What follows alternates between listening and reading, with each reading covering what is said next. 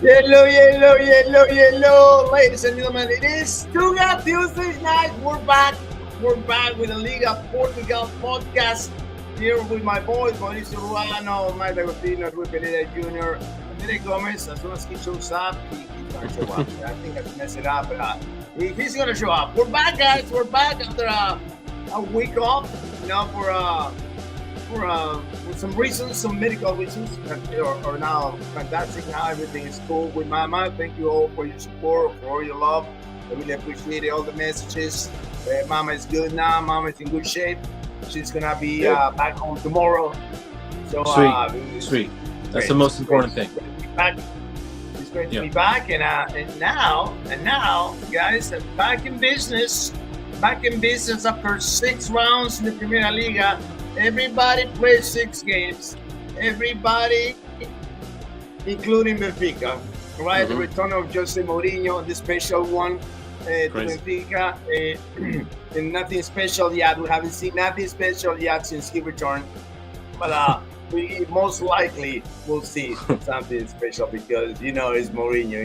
He's going to do something spectacular. I don't know if he has the right recipe or... I don't know. We'll figure it out. But in 2 games, there's no blueprint yet. Do we want a blueprint in 2 games? It's too soon. But there's some flashes. We're going to talk with Mikey about it, of course. And please. Porto is absolutely back. It was not a matter of 2-3 games. No. After 6 solid rounds, the Dragons are still leading the competition.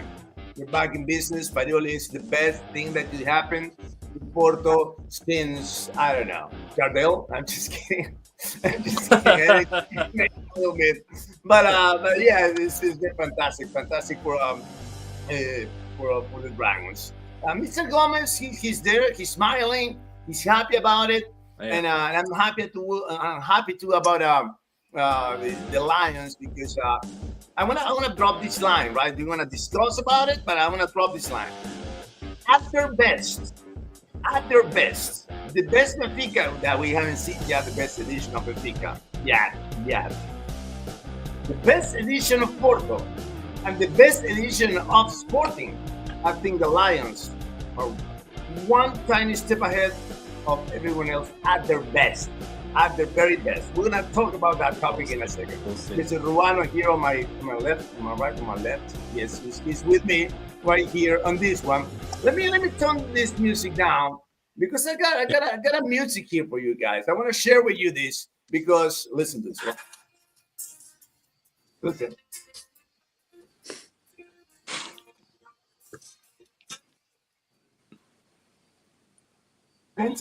Gil Vicente. Our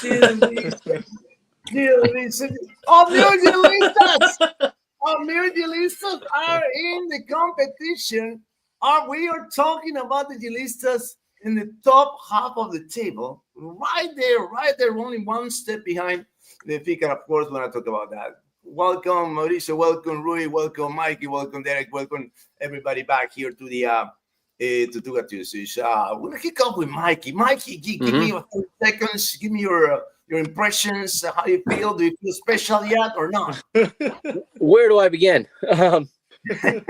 I mean, listen, the team is still the same. These things don't get. It's still the same team with the same problems, and it's going to take time to fix. We saw a little bit of improvement over the weekend in the second half. We didn't see any fight until the last 15 minutes tonight. I think Mourinho made a few mistakes. I think he used too many of the same players. He trusted them a little too much. I think their fitness wasn't there to play the games that close together. This is on Rui Costa. Okay, this match did not need to be played tonight. He requested round 1 be moved. It went from having 3 days rest in round 1 to having 2 days rest today. This was a buffoon move by Rui Costa. All right, it backfired. Same thing with the Santa Clara match we didn't get to talk about last week that I was going to lose my mind on. That match did not need to be played on Friday. We had 2 home games. He played it on Friday. The guys got back from international play one day before. 4 points dropped thanks to Rui Costa. Listen, you change the players, you change the coach, It's still the same. There's only one person left to point the finger at, Rui Manel Costa. Oh my God! Right there, straight to the Manel vein, Rui right? Costa. Sorry. Straight there, straight there. The Dragons are back, Rui. But did they lose? Did they lose power? It's not the same. I mean, the sun is so strong, but it's just like like it slowed down a little bit. Do you think that happens in the last couple of weeks? Yes and no, but I think overall, in just terms of controlling the match, I think Porto have done really well. We didn't cover the Nacional game from the week prior. It was just a 1-0 game and was just from a penalty. But Porto was pretty much super in control of the game in terms defensively. The two Polish hammers back there, you just put those two and have everyone else attack forward. Those guys have been absolutely sensational. What a huge difference. It seems like we're watching bouncers. It's like watching Pep and Mbemba back in 2022.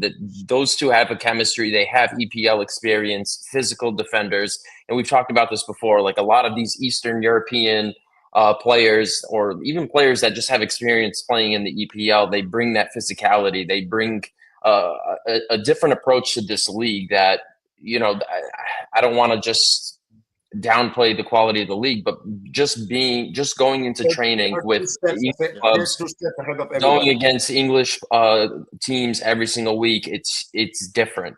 And you just see how well polished they are playing in Liga Portugal. Defensively, I think we've been great. And the Nacional game, it was just unfortunate that we didn't score 3 or 4 goals in that game. We were pretty much in control. We were threatening. We were banging on the door. It was just not being. We weren't as clinical as we've seen. This game, you can kind of say the same thing because we scored 2 goals on set pieces early on, and it was just really poor goalkeeping and also very poor defending on Riov's part. And we were gifted. And once you have those 2 goals early on, it just deflates them. What are the odds of Riov coming back and tying the game or winning? It just deflates that team completely. But what I really enjoyed the most, I thought the first half was a little, I guess you have a point where we were a little, I guess, losing that steam, a little lackluster. But the second half, I really enjoyed how intense and threatening we were. We were just banging on the door. It seemed like the floodgates were going to open because we had so many opportunities. Poor finalization on a lot of opportunities. I think we could have put at least 5 or 6 away in this game, and we didn't. But what I really enjoyed was just seeing how intense and how we just didn't take the gas off in this game. We just kept going, and that's it.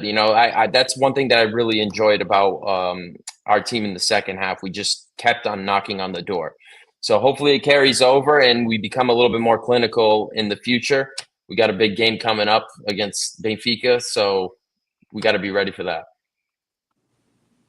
2 weeks, yeah? 2 weeks. 2 weeks, yeah. Yeah. 2 weeks, man. Yeah, October 4th. One more chance to trip up. Oh, yeah, that's right. I don't know why I was thinking we had an international break. I don't know why I was thinking that, but going into Benfica, we got to be sharp because when it's a Clásico, it doesn't. I know Mike's not too happy. There's still problems that Benfica needs to figure out, but it is Mourinho. In these big games, he kind of just gets the troops ready, and he's definitely capable of getting a result for sure. So Porto have to be sharp and keep doing the same thing. Just keep doing their job, and just being more clinical is going to be, I think, the difference maker. I think Porto's midfield has also been great. I think outside of just the 2 center backs being sensational on defense, I think our midfield has been great contributing into that as well. So I'm really hopeful. I think we're back. I think we're back. I haven't seen this like stress-free football. I just being a Portista over the years, even the years that we won the titles, there was a lot of stress in these games, and this is starting to kind of remind me of 3 years ago when it seemed like every single week it was stress-free. I don't have too many cons. There's still some things we need to work on, but Porto are looking really good, and I'm really happy about it, and I hope it continues. That's it. Absolutely, man. Now, Mr. Gomez with his gear on, Yeah. job is fully loaded. Yes. I'm proud. Mr. Gomez tonight. I'm proud, man. I'm loud and proud. You bet. Absolutely, brother. And you should be proud because, I mean, let me tell you, that 3-0 to Moreirense, it should have been 5. Should have been 5. Yeah, it was, You just, I don't know. It's rare. Yeah, it's rare that a striker you get by a goalie and miss and not score, and Luis Suarez pulled it off twice in the same half, where he got by the goalie and failed to score. Suarez? I can't believe it. Go ahead, man. Go ahead. So yeah, he pulled it off twice in the same half. But yeah, I mean, since our last Tuga Tuesday, we had 3 huge games. I was especially curious to see how they were going to respond after losing to Porto, and we've come up big. I think beating Twitter sphere that says Sporting played. No, I thought Sporting played great against Moreirense. Of course. We created many opportunities. I mean, it was 3-0, but it could have been a lot more. And I think the 2 penalties are penalties. I don't know Absolutely. why people. I think they're indisputable. We had 3 big games. We had to go to Famalicão after losing to Porto, and I think it's a massive win. I think going there, it's not like going to Braga or Benfica or Porto, but I consider going to Famalicão like going to Guimarães. I think that's a tough road game. I think Benfica dropped points there 2 years in a row. Mm-hmm. I think Porto dropped points there last year. This is a tough place to play, and we got it. We came away with the win. Then we had the Champions League. There are guys that are injured. We did a little squad rotation. A little nervous. It was a little nervy at the beginning. But we came up with the win. Of course, we saw what happened to Benfica just a couple of days before that. Surprises were possible. And then this last game, we came into that game on the same number of points as Moreirense. So Moreirense are off to a good start. I mean, I can see why they're off to a good start. They're a pretty well-organized team. They got a young coach there. But I mean, Sporting was knocking on the door, especially in that first half, and they were able to break through, and they won it cleanly. So yeah, I mean, I'm optimistic. I thought it was a couple of games there, hurdles that we had to get by, and I feel that we were able to. So this is bad. This played us right back into the competition, and we'll see how this thing plays out. We'll see, brother. And Mr. Ruano, can you imagine? You know what? This is the only thing that I'm sad about Gil Vicente, right? That the kind of Fujimoto is not there to join this momentum of the team. That's the only thing that I'm disappointed about. But tell me about the Gilistas, Mauricio. Listen, they're playing some good soccer. You lose your two quality players in Fujimoto, and you lost Felix Correa as well to Italy. You lose your 2 best players on a team like that, who doesn't have a lot of funding like the top 4 do with money wise and stuff like that, and they get them playing the way that they're playing. They're defensively. There's 2 center backs that they have. They're really strong in the back. And you can see just by the way that they play, they go into their tackles and everything. They're real physical. And you need that with forwards that you're playing up against, like Samu. You're playing against Suarez. You're playing against Pavlidis. You're playing against all these other guys. You need, when you're a team like that, like Gil Vicente, and you're going to be fighting for points, you need defense like that. And just the way that they're just playing with the ball and just getting these wins. This game against Estoril, very good win against a good Estoril team. He knows he hates their guts.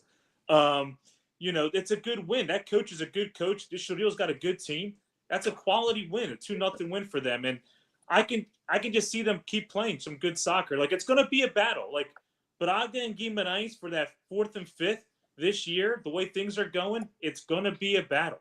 I thought Braga would be better, more competitive than what they have dropped a lot of points. They lost a lot of points, and they're lucky they didn't lose this game against Guimarães after Nelson Oliveira missed that penalty shot. So it's going to be a battle for that 4th spot, and right now Gil Vicente's got a good hold on it. Yes, and I'm up. Yes, I'm up. Okay, and the only team has been able to score against Gil Vicente. No, these guys right here. Porto is the only one because I'm backwards here. Is the only one who scored against Gil Vicente. Nobody else. Nobody else. Clean sheet after clean sheet after clean sheet. And you know, baby, when you got that kind of defense, you can go really deep Of into the course. competition. I'm not saying that Absolutely. they're going to for the title, but that So top does the 5, top Peixoto. 6, it's Yeah. absolutely believable for them. You know, it's doable, it's feasible, right? Mikey, the 4-3-3 is where do we start, man? What 4-3-3? It's a 4-2-1. It's a 4-2-1. 4-2-1. Yeah, I know 3-1. Yeah, It's not something. Yeah, that. Yeah. Explain that to me. Explain that to me. We're not on the same page. Looks like they're not on the same page. Nobody's on the same page. So, first of all, it's becoming clear, but Barrenechea and Rios together isn't working. There's nobody to. They're not distributing the ball. They're not getting it out into the dangerous players. The only guy on the pitch right now that can take anybody on, especially with the lineups that have come out, is Sudakov. And eventually it's all crammed up the middle. There's so little on the width. And like today, Auschwitz is on the right and Ivanovic is on the left. Neither one of them are in the right place. But I feel like he's forced to play Ivanovic because he was so expensive.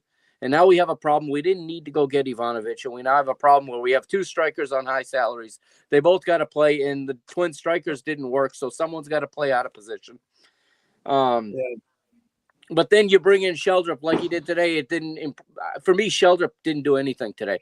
Both of the Scandinavians were not good. Auschwitz, that was one of the worst games I've seen him play in a Benfica uniform. Part of it's not his fault. Right? He didn't produce anything all game, and then he got how we left him alone. I know we're supposed to be talking about round 6, and this is round 1, but how he got left alone 1-on-1 with Andre Luis there at the end. He had no, and you could see that goal coming from a mile away. As soon as you saw it coming. It was a beautiful strike. It was. Yeah. He didn't take away the shooting foot. He kind of gave it to him. The help never arrived on the inside to take away that shooting angle. Don't know why with a 1-0 lead, 6 players are sitting in front of the ball, and then you lose the ball and you only got 3 back. It's Mourinho called it naive play at the end, and it was naive. I don't know what were people doing going forward in the 90th minute when you're ahead 1-0 in a game where it was so hard to even get a goal because you couldn't deliver one quality cross all game until the substitute comes in and delivers exactly one good ball all game, and it resulted in a goal. There's a lot of work for Mourinho to do here. He had the problem this season. You can see it. He has to figure out how he's going to beat these low blocks, how he's going to break them down. Because right now Benfica are playing into everyone's plan. It's not hard. It's not rocket science to play against Benfica. You put 5 in the back, you close down the passing lanes, and then the ball goes slowly around and around and around. Very few scoring chances. You wait for the counterattack and you hit it. And 2 matches at home in a row. I mean, Derek's talking about how it's tough to go to Famalicão. For Benfica, it's tough to go to the Luge right now. That's where all the points are being dropped. Yeah. And it's got to be figured out. Someone's got to figure out what the problem is playing at home. I'm going to assume it's the routine that they do on game day, and it's something Mourinho's going to have to change. I think this thing of players coming, staying at home the night before home games and then arriving, at the academy in the morning, and that it doesn't seem like it's functioning. The team seems to lack the maturity to have that kind of privilege because they're not ready to play when they play at home. And it took 60 minutes to start playing today against Rio Ave, and it was a much different showing in Vila das Aves on what was it, Saturday. And I don't know how you called that game when you had white versus white. That sun hitting. That was horrible. It was a game, but you couldn't even see the line when No. and that's nothing, bro. I don't doubt that it was out, but you couldn't see a line. There was no way you could even review it. I mean, that stadium barely has. Yeah. it was a great example of Portuguese football to the whole world. Jose Mourinho's return in that stadium, in the afternoon of all things, where you can't even see what's going on. I don't know how you called that first half. Bro, I was so glad I was Benfica, right? Because you could, I can play, right? But what they look like. I don't know, Jimmy Santi versus Moreirense, I'll be freaking lost, bro. Like who's crazy. But not only that, let me tell you something on the Uruguayan league. These geniuses, right? They got afternoon game, white jerseys, white shirts, and guess what? White numbers. White numbers. White numbers. Okay, that makes a lot of sense. Why? Why, people? Why? I got my thing. I'm like, I don't know, whoever's watching, your team, brother. I don't know who's playing right now. I was just guessing all day long, brother. But it was painful. All right, Mr. Pereira Jr. All right, since we started this podcast, you've been crying about Said. You've been crying about your outbacks. You've been crying about, oh man, our wingbacks are not. They suck. But now it's a different story, right? It's a different story with Paulo Rosario, with Paco Mora, because it's just the complete back line is solid on every single aspect. But I want to focus on these wing backs because we know how good your two center backs are. But these wing backs, the addition of Rosario, who by the way played for Farioli first before, it brings a lot to the table in terms of covering the flank. Yeah, what I love about the situation too, actually, Nino, I love Zaidu, like as a guy. He's a great guy. I think I know why. Yeah, I know. I've said that before, but he's just a nice guy. He really is a nice guy. So I hated him in the past for how he played, but this season he's actually been doing pretty well, even getting forward. In this game, he almost scored a goal, and he was playing on the right side. It was insane. Yeah. But the fullback situation, both sides, we have.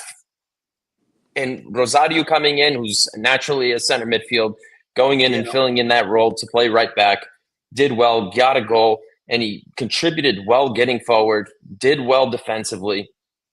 Alberto Costa, Martin Fernandes, Francisco Moura, Sanusi, Zaidu, all these guys are playing really well. And even if we take Zaidu out of the conversation, we have a lot of depth in that position because Martin Fernandes can go to the left side if needed as well. So I really like the combination that we have there. And it's not even in just that position. I think in all of our positions, we're pretty much loaded. We have options, even at the center back position. When Perez is healthy, he's a great option as well to rotate. And I think that's going to be so crucial for us going forward. If everyone just keeps doing their job and even if players are just rotating throughout the season in Europe, keeping fresh legs, and if everyone stays healthy, I absolutely love that for us. Mr. Gomez, the Greek invasion, huh? You invaded by Greeks now. Yes. How you feeling about your Greek additions to your roster, man? Huh? Because another 22 million, you pay 40 million for these guys. Huh?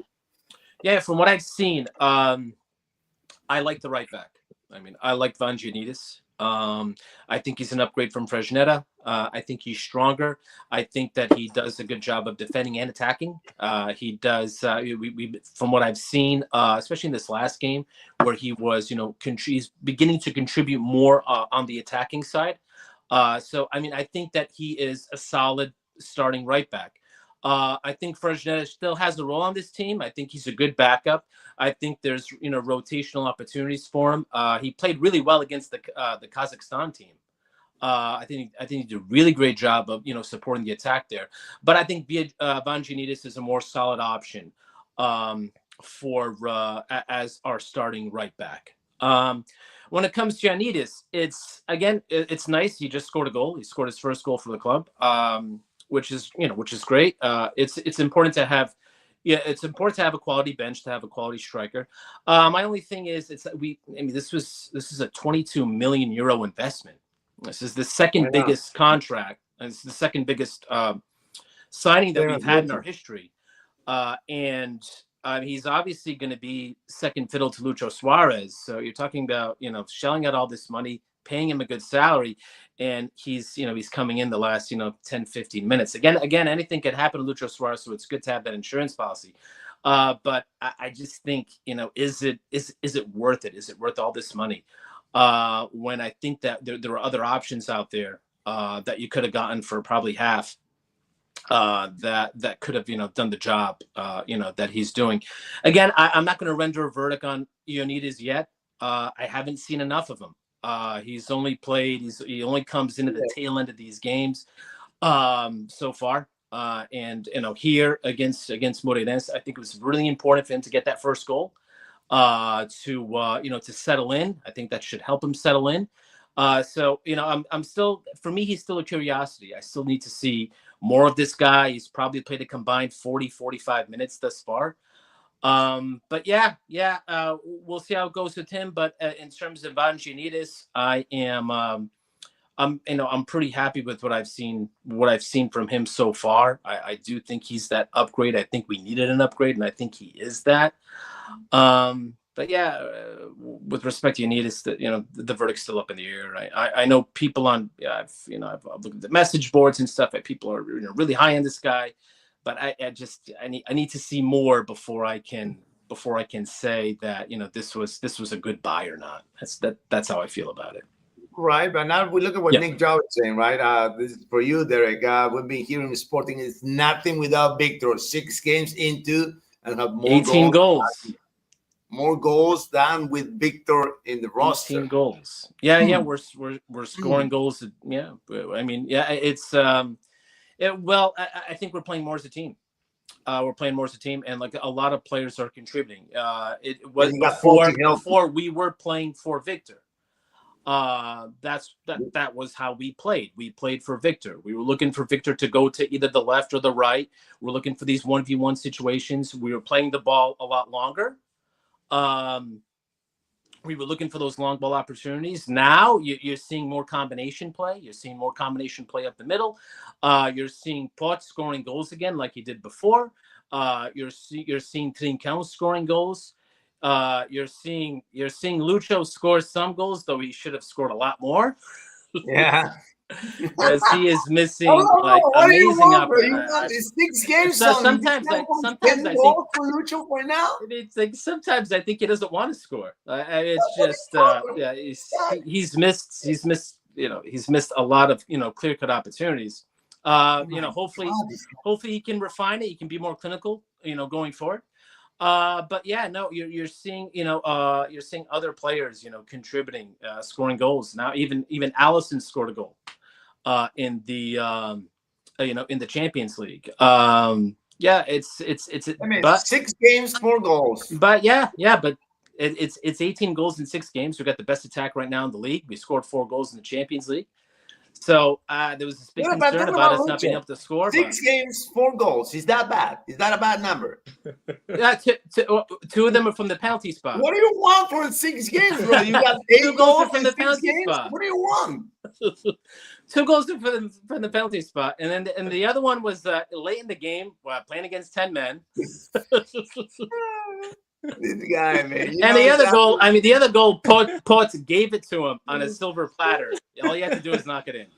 Let's just go back. Let's go back to the Moreirense game. No. He did a good job. He scored. No. The other guys. Mikey, it's a bad number. 4 goals in 6 games. It's a bad number. Only 2 from open play. I'm with Derek. Yes, thank you, Mikey. Rui. Only 2 for open play. I don't give Pavlidis credit for scoring penalties either. Yeah. All right. You still got to score the penalties, huh? Don't take that away. Hey. Yeah, you do. But all right, but Rui, what do you say? It's a bad number. I know it's 2 from the run of play, but okay, it's a bad number or not for a striker? No, I don't think so. I think it's early on too, so you could probably tally more goals.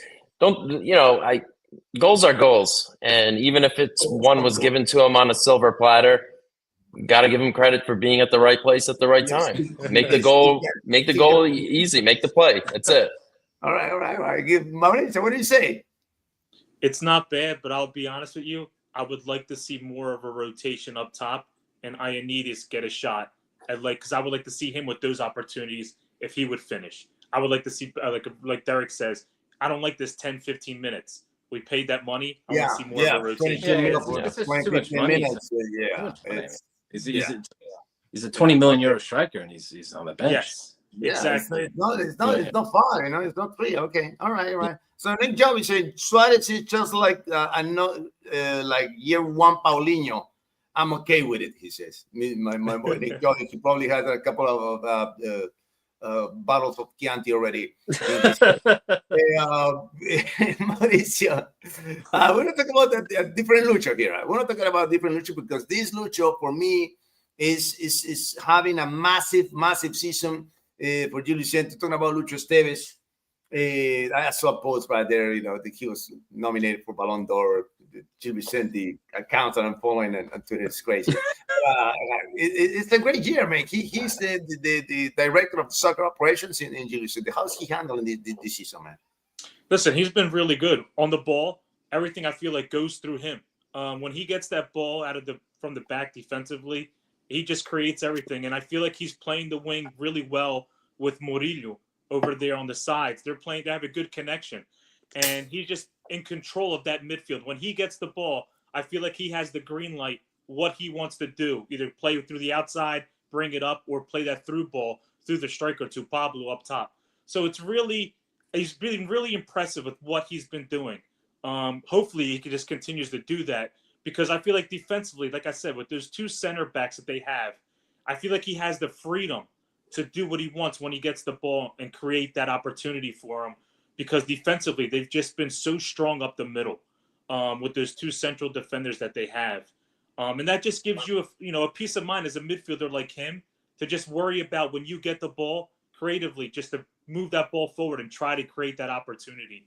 And listen, everybody knows to go play at Gil Vicente, it's not an easy place to play. And they get that once they get that crowd, it's almost like a Guimarães crowd. When they get that crowd behind them and they can feel it coming, it's not a really nice place to play there. And you can feel it. The stands are like really on top of the field. Yeah, it's tight. That's the model stadium for small. Yes, I love it. Yeah, it really is. Yeah, you feel it. It's almost like in England where they have the stands like really on top of you. That's what they do over there. But yeah, he's been really good. He's been really impressive to watch. But hopefully he just keeps on doing it. We'll see, man. We'll see. And on Friday they're playing your team, Mikey, on Friday. Yep. To the Luge on Friday. I don't have that game. Luge. Yep. That's going to be a good game. Man, I don't have that game. I'm going to watch it. I'm gonna you watch got to pull some strings, Nino. You're the senior announcer. You've been doing that. You got to make it happen. No, because I said, hey, what happened with my sporting games? I was complaining about my sporting games, so now I'm a sporting game. So I gotta balance. So you it out. lose your Gil Vicente. They're gonna block you. Gil Vicente, man. I'm so mad about it, man. Mikey, so we see Lucky Bacco. Oh, I forgot his name. Lucky Bacco. Lucky Bacco, right? Yeah. He second game that I've seen him, but he got more minutes this time. I think he's probably in a match where it was so hard to pick someone that stand out above everyone else. Oh no, he did. There was only one player who did anything positive all game, so it was him. He came off the bench. If he's fit enough, he needs to start the next game. If he's fit enough, he may not be fit enough because that might be why he came in as late as he did. He came in. He changed the game, but that's what the game was calling for all right up to when he came in, was someone on the flank to take a guy on and to actually deliver a semi-decent ball into the area. He can go both ways too. I liked how he could go to the right and cross it, and out swinging back away from the goalkeeper, or he could cut in on his left foot and put in the far post, curling it in. I know his first shot on goal, it went out for a throw-in, but then he got his feel in after that. And if not for him, I think Benfica probably loses tonight. I mean, they would have just thrown even more forward if he wasn't in there to deliver that ball. And what happened probably would have happened anyway, even if it had been 0-0 at that point. So I think Lucky Bacchio probably, delivers the point. It's a good finish from Sudakov, but I think that the difference was that it was unlocked when Lucky Bacchio came in. And he's the one positive, I think, in the whole game today against Kriwov. Rui, I was in the first game when before Farioli was pulling off of Rodrigo Mora. I was saying Rodrigo Mora is better than Vega and Size combined. He cannot feel the shoes and la la la. But Nick's got a good point. Nick's got a good point down there. What do you say? Which one? I do want to address that. I think it's about Porto playing 3 matches in 7 days. Yeah, I know they're going to get hit hard. Yeah, it's wrong. They shouldn't have to. And the games are on a Thursday for them. That's wrong. Yeah, no, it's 3 matches in 7 days. Yeah, because of a book fair too, or whatever the fair is that moved their game. Yeah, I saw that story. This is what happens when your league schedules games 2 weeks at a time. Yeah, exactly. Yeah. I was going over the calendar. It was crazy. Yeah, I side with Porto in this argument 100%. That this is ridiculous. Yeah, I agree too. The lack of professionalism on the league's part. It's just ridiculous, man. Absolutely ridiculous. Now, jump on that one. Please. I was going to ask you something else, but just go tell me about that. Do you feel that it's all right? You know what? Porto's playing way too good. Let's screw him up. Hey, it is what it is. It's not the first time that it's happened in this league. It's how this league operates. It's so unprofessional. I feel like it's the only league that operates like this, and it is what it is. On top of that, back to my point earlier, Porto has a lot of depth, and it seems like look at William Gomes stepping up huge in the Spartan game. It was his first start all season, and he has a great performance. Scored basically the winning goal. The rest of the guys we've been rotating in and out. Rodrigo Mora didn't start this last game, didn't start the first few games, and we were still playing really well. And then when he does come on, he makes something out of nothing. He at least makes one play that's just majestic. He had a great pass in this past game, which Borja signs completely bottled. And this is what I was talking about as well. Just not being clinical. It should have been an easy goal. It should have been an assist for Rodrigo Mora. It should have been on the highlight reel, and he wasn't. And it's just a lot of players just coming in and just doing their job and filling in the roles. So it does suck that we're playing 3 games in 7 days, but it is what it is. I think we have the depth to overcome it, and we have the quality as well. We have the form going into all these games, and it just needs to continue. It is what it is, and we can't use it as an excuse. Now, in terms of offense, it seems like you find a way to overload the rivals. It seems like every time that there's an attacking option from Porto, they're double teaming the opponents. There's always someone open. If it's not Pepe is coming. Borja Sainz from the left. You got Vega. You got Frojo with the diagonal runs. And it seems like you cover the entire width of the pitch, and every single channel you have an option to score. Yeah, and just defensively, I think we're so well. Even our front 6, they do so well defensively, where they don't really allow the opposition to really get in control. When you look at even these past 2 games, Porto wasn't really as dominant, like you mentioned earlier, but defensively, and I'm not even just talking about the back 4. It's the midfield. It's the wingers that do so well pressing, clogging up these lanes that the opposition doesn't really have much to work with. And it seems like every time Porto has possession, they seem like they're threatening. So getting forward, Porto has been really well. I think the wingers have really built this fluidity and chemistry with the midfield and finding Samu just much more opportunities to score. And it's not even just him. So we're finding other players getting involved into goal scoring opportunities. So, Porto's done really well with that. God, absolutely, man, absolutely. Derek, we talked about Trincao, that he was handed the keys of the reign, right? These are the keys of the soccer operations. You are in charge.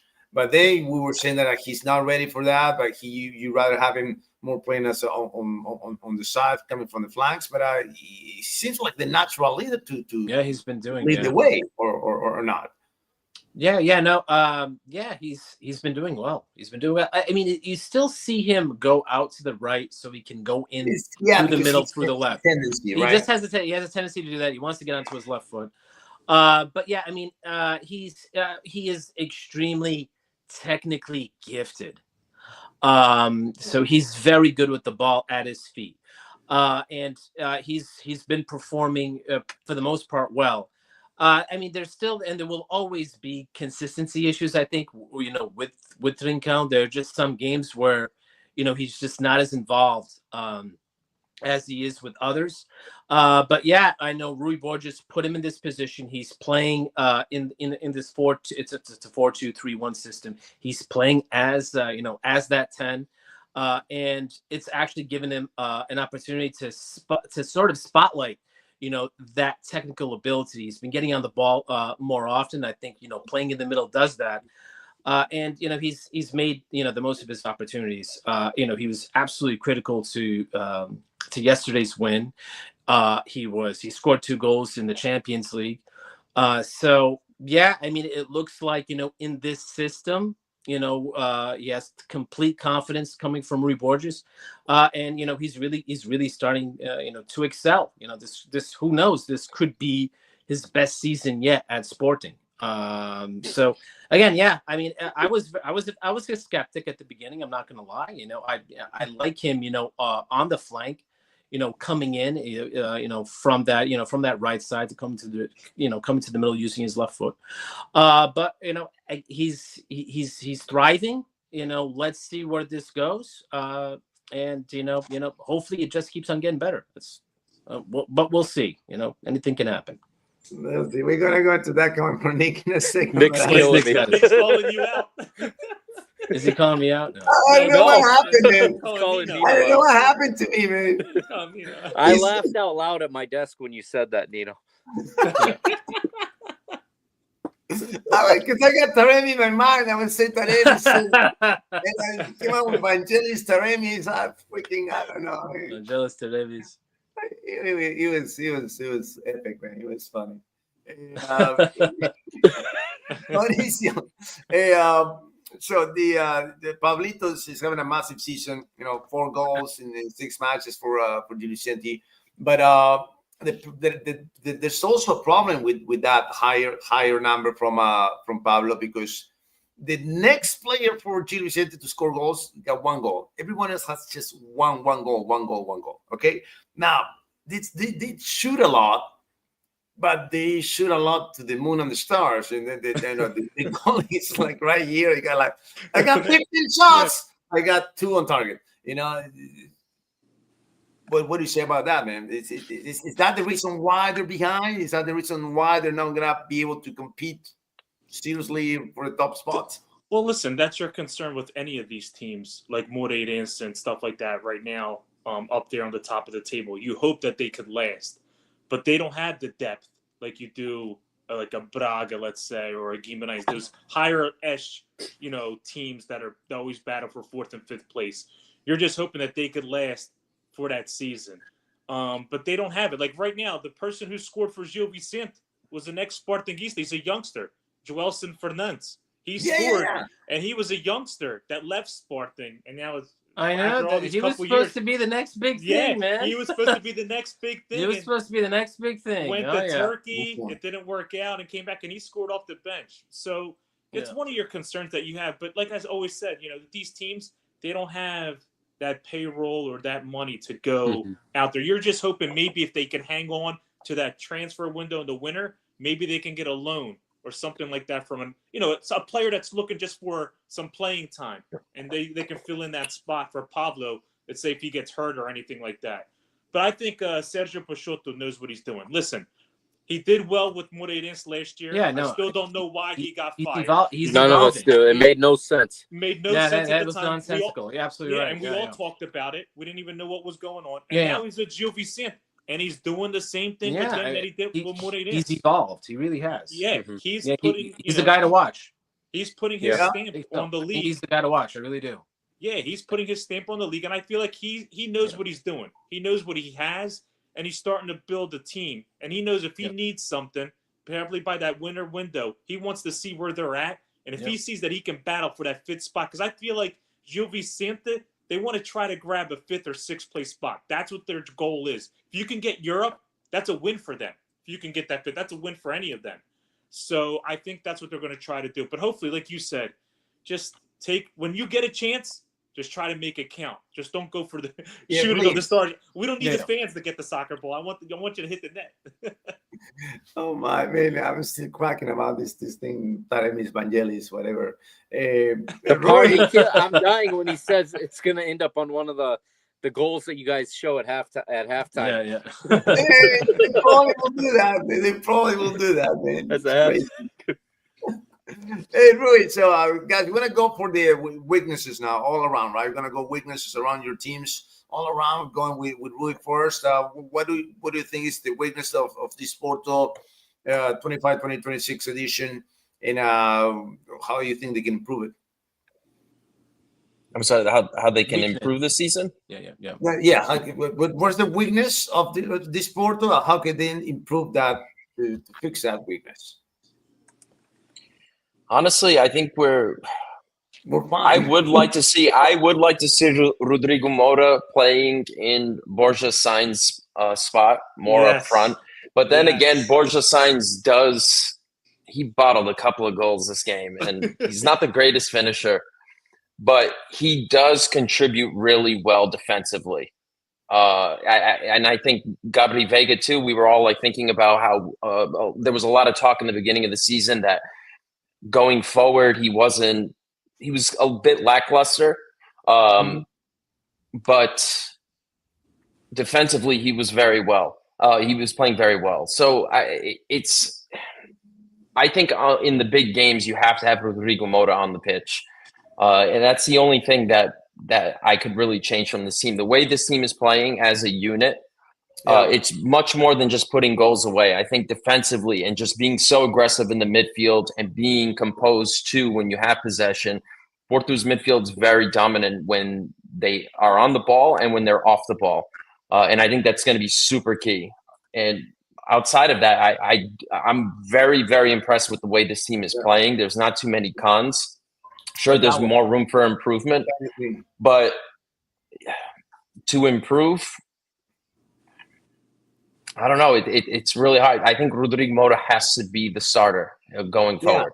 That's it. That's it. I think this is a good problem too for Porto to have, because there's so many players that have stepped up that can do the job. I know it's still early on because it's a long season, and all this high that Porto is on can dwindle off, and maybe there could be issues down the road. But as of right now, Farioli has options, and right now it's working really well. But in the big games, Rodrigo Moura, he just has to play. Come on, Harry. In the games that he just comes in for 10 minutes, he has one or two plays that are like, man, imagine if this guy just played the entire game. What would he really do? And then the games that he does start, he plays really, really well. So I don't know. There is more for improvement overall, but there's not so much. There's not a certain aspect on the pitch that I would say that we need to improve on. Being more clinical, let's say that. Yeah. Yep. Because the chances are there. The ball movement is there. Porto, and at times we're playing this tiki-taka, and then when we lose the ball, we just jump right on it. We win possession back, which is always a good thing. So I'm really happy with the way we're playing. Absolutely, man. Now, Mikey, you got 5 minutes to talk about this, man. Go ahead. Yeah, the finished product is missing in front of goal. That's the biggest weakness. How many, all this possession and all of this, working the ball around slowly. None of these opportunities are getting. So few get on frame. So you got to score goals. You can't win without scoring goals. And then falling apart and switching off mentally and allowing equalizers 2 games out of the last 3 late in stoppage time at home. I mean, there's a lot of weaknesses there. The team is still being constructed, and I think there's still fine tuning that needs to be done. And I do feel better about Mourinho doing that now than I would about Bruno Lage. Bruno Lage proved, I mean, last Tuesday, he proved he's not the man for the job, because if there was any doubt, he went into the press conference and he just basically said, please fire me. He said, I've never seen a coach go in and just do that.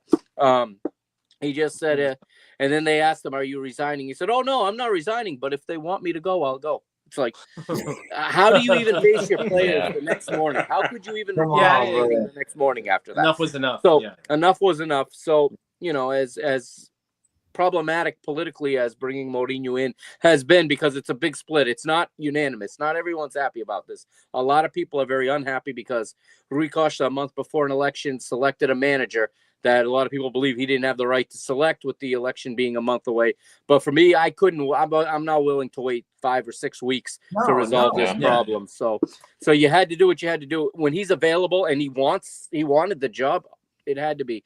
So hopefully he can start to fine tune players, move things just slightly. It's probably small changes he can make that can get at least the machine rolling again and get it firing on all cylinders.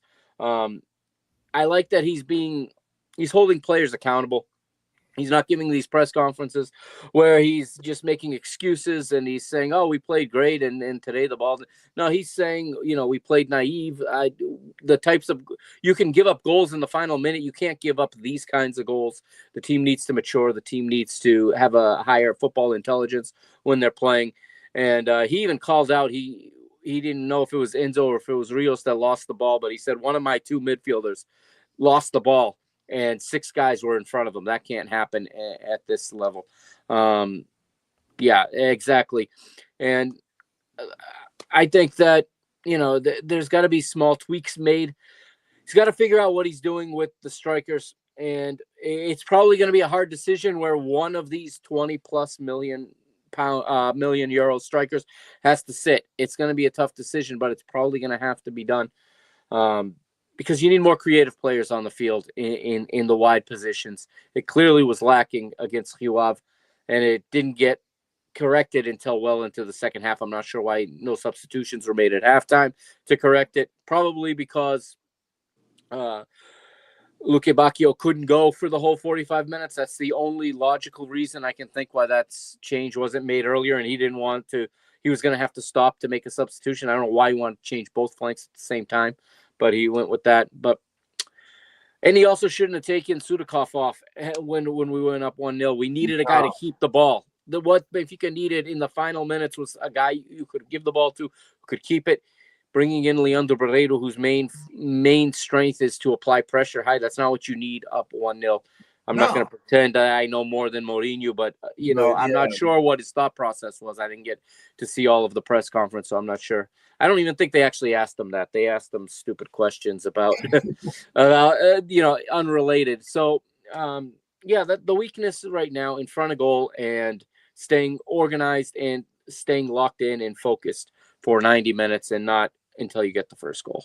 And of course, this is still a rumor, right? But I read it in different places that Mourinho wants to bring Karim Benzema. Yeah, if he's going to pay that out of his own pocket. I mean, we can't keep paying money like that for play. It's how many strikers are we going to sign year after year after year after year on big contracts and then sell them for half of what we paid for him? Artur Cabral, latest example. So I'll believe that when I see it. Obviously, if it happened, I wouldn't be against it, but I don't believe that's got any legs at all. Yeah, no, I don't think so. But anyway, it was out there, so I gotta put it on the table. Now, Gomez, what's your aside from Lucho? No, Lucha not putting the ball away. Yeah. Not putting the ball away. What else? What else, Lloyd? What else? What else would you like to do better? Again, I think all of our clubs have issues of being clinical. It's not exclusive to Porto, Sporting, or Benfica. But I think one glaring weakness that I've seen so far this year, I think it's been sort of a trend over the last year or so, is set pieces. Both defending them and attacking them. I don't think that we have. I can't remember the last time we scored from a free kick, like a direct free kick. I don't think we have a sort of a free kick specialist when it comes to that. We just don't have that. Our ability to defend set pieces is a problem. We've already conceded goals this year, from set pieces, the last one being against Famalicão. So our ability to defend set pieces and our ability to score on set pieces are a glaring weakness. And, set pieces can decide a game. We don't have a Seba Coates anymore. We don't have a header of the ball. We don't. I mean, Lucho Suarez isn't. He hasn't scored a header yet. I haven't really seen him create many opportunities for this head. The guys behind him aren't headers of the ball. We have, DeBost, our center backs are not great headers of the ball either. I can't recall DeBost scoring a goal from a header or even creating opportunities like that.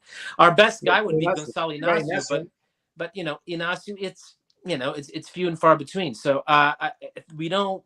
Sporting will have, can generate a dozen corners a game, but we're not scoring on them. Whereas other teams are getting, a corner or two, and they're creating opportunities, and sometimes they're scoring. With very, limited set pieces, they're scoring. Where we'll have a lion's share of the set pieces and not score on them. So I think, throughout the course of the season, this can cost you points. Yeah. You have set piece coaches for a reason. Let's see some results. That's all I got. Because there are going to be games that you're going to need a set piece goal to win that game. Yeah, of course. I mean, especially when you're lofting balls into the box and you're tied or you're down by one, you're lofting balls in the box. Who's going to head it in? Nobody. I know. I don't have an answer for that right now. I don't. Nobody. Is Giannides a good header of the ball? I don't know. I just haven't seen enough of him. So. Here's one. I think he's 6'3", isn't it? I think he's 6'3". He's a big. No, he's a big dude. Should be able to do that, right? Mr. Ruano, did you say what we're looking for to improve on the Chilistas aside from everyone kicking the ball into the square and not into the stands? Really, the glaring weakness they have is just they don't have a bench. They don't have depth. And if they get run down, the team, let's say they're playing at one of the big three and they're just sitting back like these little teams do, like Santa Clara and all, they just don't have anybody off the bench that they can bring in to do that counterattack that they need. So I think the glaring weakness for Gil Vicente is just the lack of depth. So you're just hoping that your main guys that you have can just stand and just go through the 90 minutes and throughout the season. Like, luckily for them, that goalie Andrew that they have back there has been one of the top goalies in the league. And for the last few years. Last year too. He's been a really good, solid goalie. And listen, that's what you need in this league to survive in this league and to do well. You got to have a good defense. It's just the way that it is. The top defense in our league usually wins the league, and that's why Porto is solid right now because their defense is the best, to be honest with you, right now. Those two Polish guys. By far. And we said it last year during the podcast. What was their weakness? The defense, because we don't know what they were doing back there. So it's night and day this year. Night and day. You just see the results. Yeah, they swept out the whole entire defense. And guess what? Look at them now. So defense in this league is huge. Just look what happened with Rio Ave. They were just pressuring. They let Benfica come, but they stood stall with their 5 defenders, and that's how it is. That's how Santa Clara played last year. They build that wall. You build up. They finished in 5th place. And I hope Gil Vicente, they can learn from it. Just defensively, just keep holding. They got one of the better goalies back there, so they could definitely keep fighting for that 5th and 4th place spot. The way that Guimarães has been slipping, I feel like the way Braga has been slipping, that coach could be the next one to go if the things keep going, because they haven't won in a while. He's got to be on Salvador. set. Yeah, With Salvador, I don't think Salvador has much patience. Yeah, with No. Europe and the league and everything, they haven't won in a while. And he No, already sure. saw those Lienzos Brancos the last time over there in Braga, so it's not getting friendly over there. So as you'll be seeing right now, like I said before, it's just their lack of depth. Hopefully they can hold on until the winter, get a couple guys on loan that need a little playing time from these other teams in the league, and maybe, still continue that run. I want to make a couple phone calls. I want to call Sammy Lino. Hey, Sammy, go You back. also got to hold on to everybody, too. Let me get Frank Navarro and let me get Karen Fujimoto back. Those three, and we'll fight for the title. That's it, brother. That's it, brother. Mikey, it's time, bro. It's time for the predictions. It's time for the I got him up.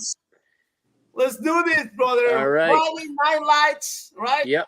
Friday night, Benfica, Gil Vicente. It's gonna be a close game, man. All right. Oh, yeah. It's gonna be another. It's gonna be really close. I want to say 2-1 Benfica. Late goal. 2-1 Benfica. My God, it hurts, but yeah. Roy, what do you say? That's a good one. I think 2-1 is a good result, but I think Benfica is going to get 2 goals first, and then they'll let one pass them. Yeah. All right. Derek? I think 3-0 Benfica. 3-0 Benfica. Yeah. I think it's going to be a Mourinho statement game. No, it hurts my feelings. I know. Mauricio? I actually think it's going to be a tight one. I think it's going to be just 1-0 Benfica. 1-0 Benfica. Mikey? I'm leaning towards 1-0 too. That was my original thought. It's going to be like today, and hopefully without the collapse at the end. Probably a late goal. Probably a late one. Benfica takes too long to get started, and if they surrender first, forget it. It's teacher versus pupil. It's Cesar Peixoto versus Jose Mourinho. They were together winning the Champions League with Porto 22 years ago. So it'll be a good match. So it's gonna be tough. Benfica's gonna have a very, very hard time winning this game, but I'll go 1-0. 1-0. All right. Mike, what's next? Saturday, Moreirense Casa Pia. Ba 1-1. I want to say 1-1 on that one. 1-1. Rui? I'll go 2-1 Moreirense. Moreirense. Mikey? 3-1 Moreirense. 3-1. All right. Gomez? I'm with you, Nino. I think it's going to be 1-1. 1-1. Mauricio? I'm going with Roy. 2-1 Moreirense. 2-1 Moreirense. All right. Mike, what's next?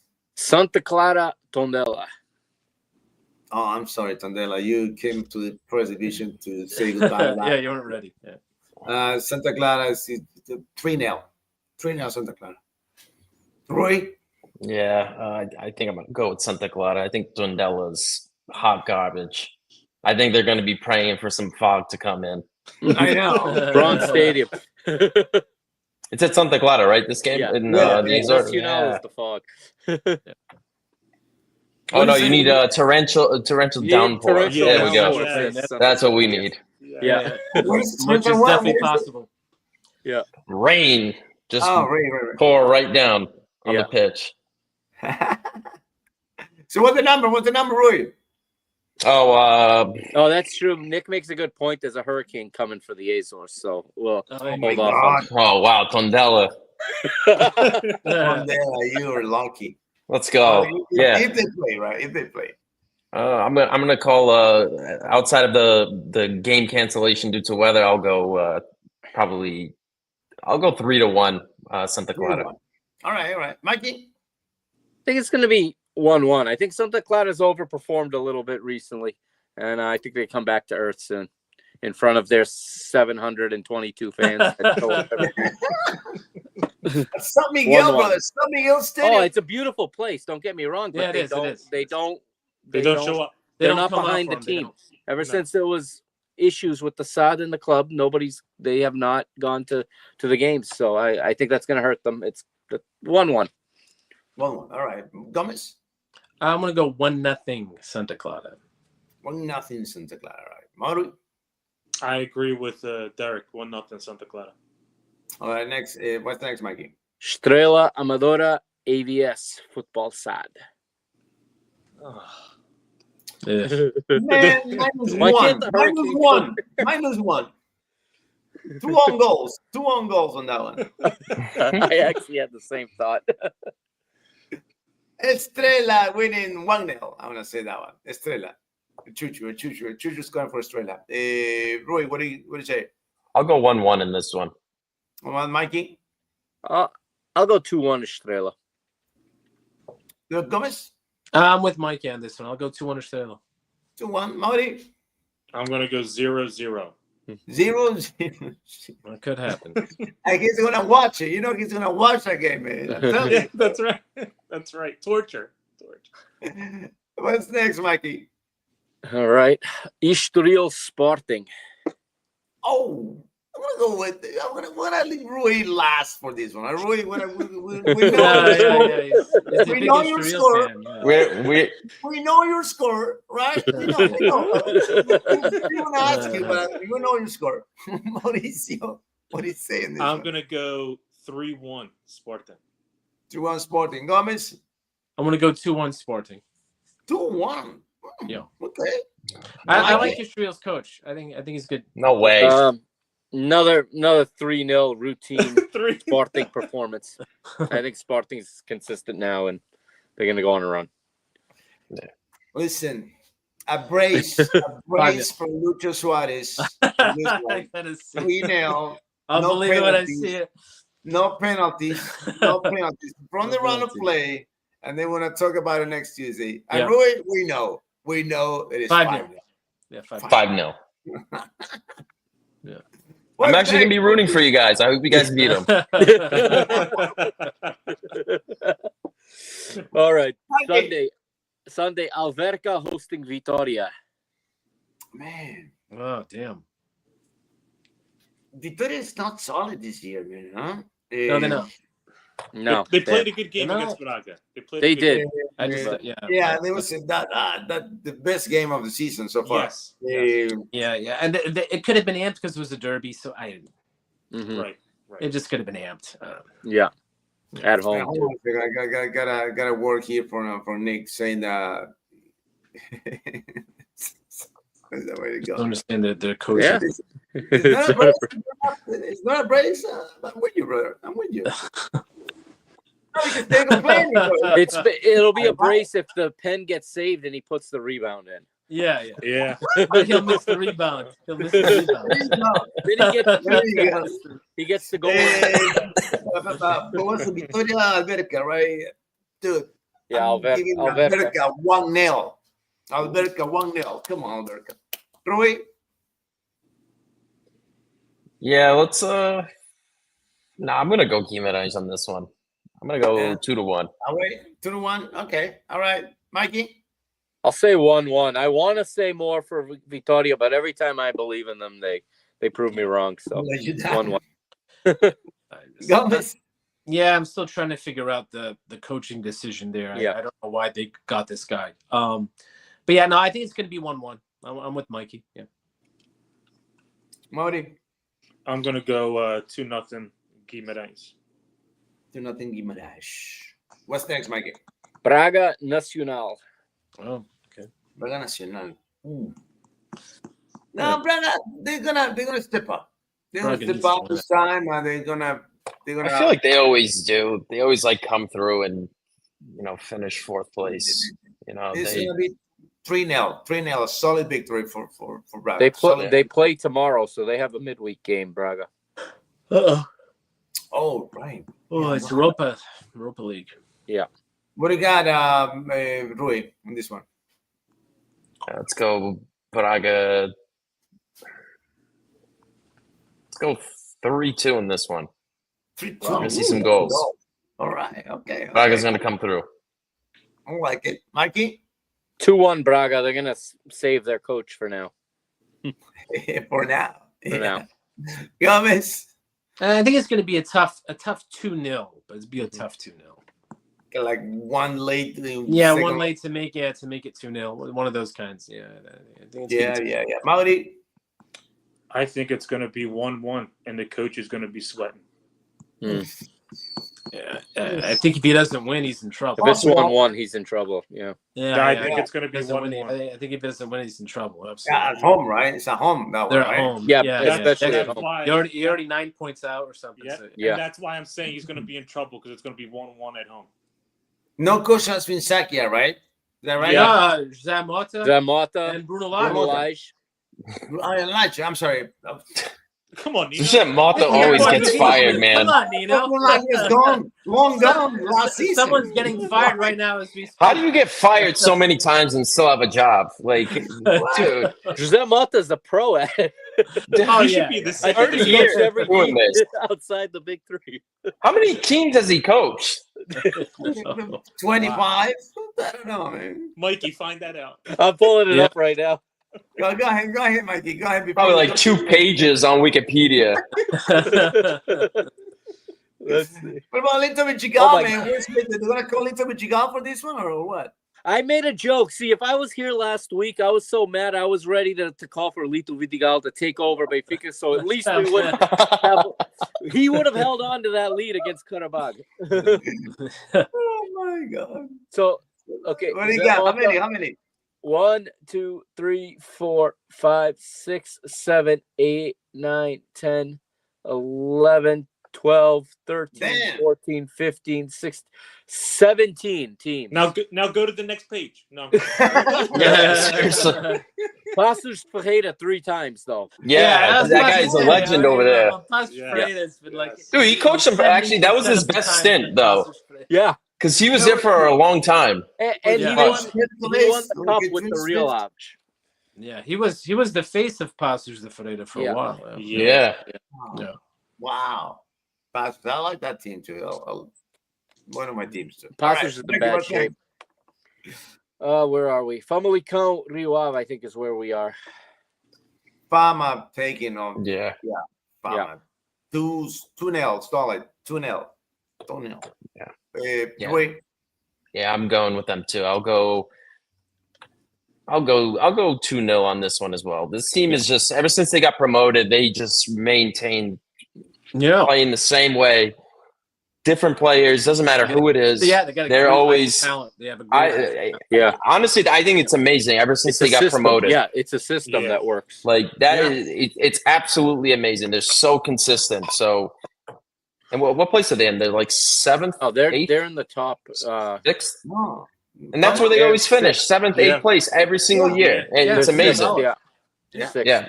And they sell players every year. There's a constant turnover. Think of all the good players that have already passed by there. You know, Potts was family count. Manu Ugarte was family count. Uruzacic. I mean, you can just go on and on. There's a lot, man. There's a lot of players coming kind of out of that family. Otávio too, right? Yeah. Otávio was there.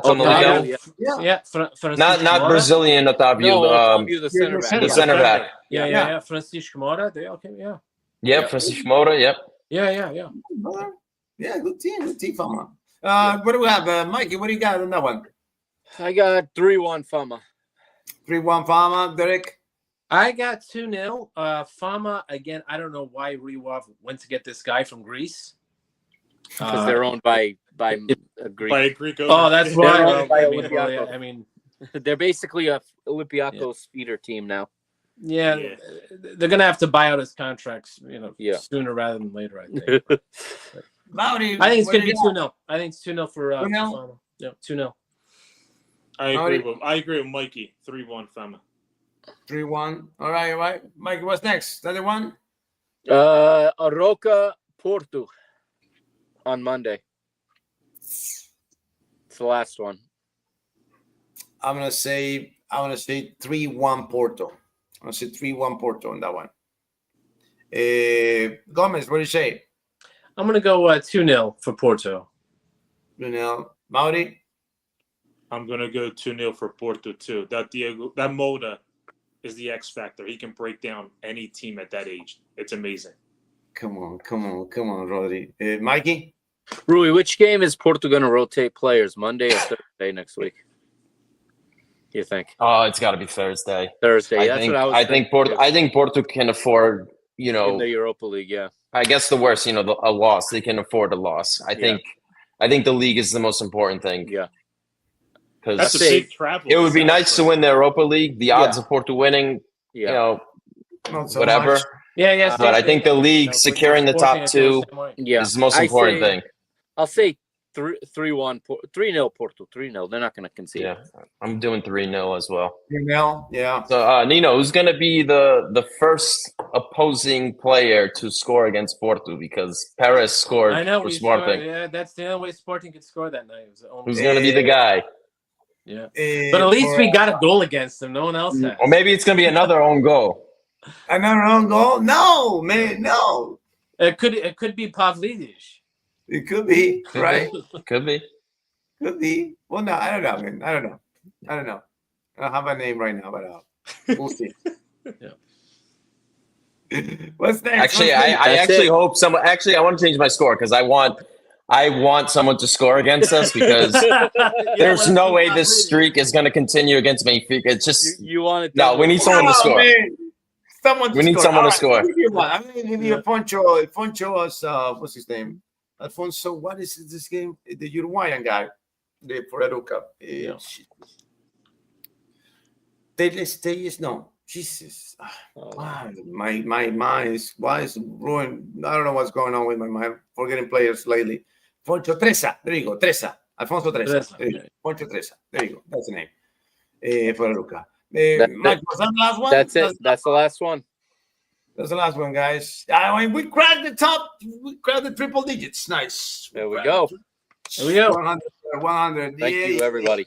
All right. Yep. Right on top. You got triple digits. Guys, thank you so much. It's nice to be back. Nick says the first goal can't be a pen because they don't count. So the Iroka goal can't be a pen. No own goals. No pen. We have to have a penalty count and a goal count. Keep them separate. But no, it's not even Poncho Tres in the counter attack. I put it like that. Right? In the counter attack, Poncho Tres are coming from the wing. Boom. A banger. That's what it's going to be. Fully loaded, brother. All right, guys. Thank you so much for being here. Thank you for having us. I'm relaxed now. And I needed this, guys. Thank you so much. We'll see you next week. Take care, guys. Thank you, Nino. All right, Cheers, guys. See you later.